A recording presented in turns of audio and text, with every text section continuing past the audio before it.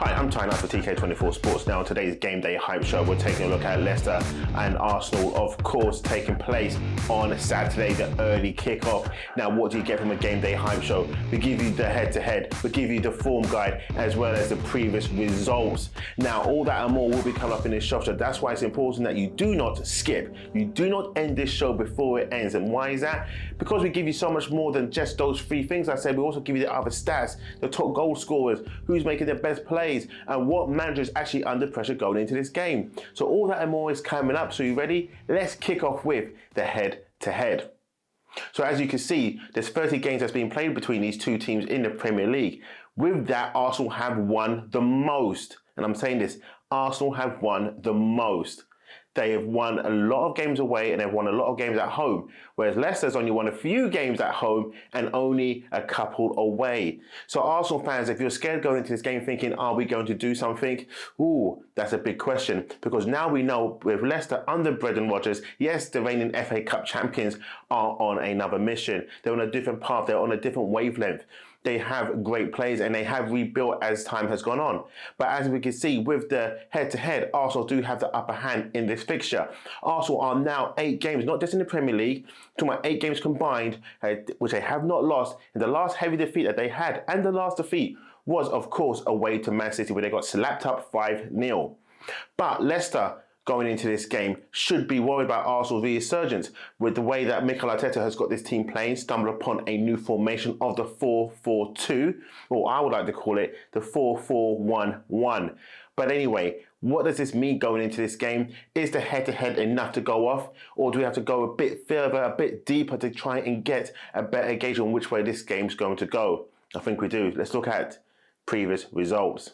So with the previous results, you can see the last time Arsenal won was away against Leicester, of course, when they won 3-1. Other than that, there's been a couple of draws and some wins as well in there. But Arsenal are on a different level now. They are playing with a bit more swag, a bit more confidence and a bit more pizzazz about them. Leicester's form in the Premier League so far has not gone to plan. But with the previous results, with these two teams, shall I say, it's hard to take which way it's going to go. Both teams respectively sit 9th and 10th. Both got the same points. Both played the same amount of games, won the same amount of games, drawn and lost. The only difference is just the goal difference between these two teams. Of course, Leicester sit on 0 with the goal difference, while Arsenal sit on a -3. But all that can change anyway, because with whichever team wins, where they're both on 14 points, takes them on to 17 points, which then gets them higher and higher and higher up the table, depending on which way other results go, of course. So, if that's still not enough and we're still thinking, okay, Arsenal have won the majority of these games when they played together. The last previous results was the last game they played, Arsenal won 3-1 away from home. Then, is that not enough to convince you that Arsenal could win this one? Well, let's go on the form guide. So, with the form guide, as you can see, with the both teams here, as you can see, it's come up on the screen, Arsenal do look much better in the form guide than Leicester. With that being said, let's not take that for granted, because a form guide could always change, as we know that. Now, when you follow these two teams, you can see Arsenal have more victories than, of course, Leicester, with Leicester having more draws than Arsenal, with Leicester also having a defeat on their patch in the last 5 games. Arsenal, on the other hand, have not lost in the last 5 games, which is quite crazy to see, and their actual defence has been very, very solid. But what's all that come down to? Is that come down to the fact that Mikel Arteta has stumbled upon a way of now getting through to this team, a new discipline, a new energy. There's something different about this Arsenal team now than there was at the start of this season and going back into last season. It does seem, though, that Mikel Arteta may stumble upon this new formation that worked against Aston Villa, but the scary thing with Mikel Arteta is he may change it yet again. But with Brendan Rodgers, he's very consistent with his tactics, very consistent with the personnel that he puts out. And should Jamie Vardy be fit, should he be fit, that could be a big problem for Arsenal, because he does love to score against Arsenal, and we know that anyway. But also, you've got James Maddison. Has he got a point to prove to Mikel Arteta, thinking, you know what, he was kind of in for me, whatever it was. Is he going to start? Is he going to have a bit of form? And that's the player I'm going to be watching this Saturday on this game. But then again, don't forget about Tielemans. This guy has now been scoring goals for midfield.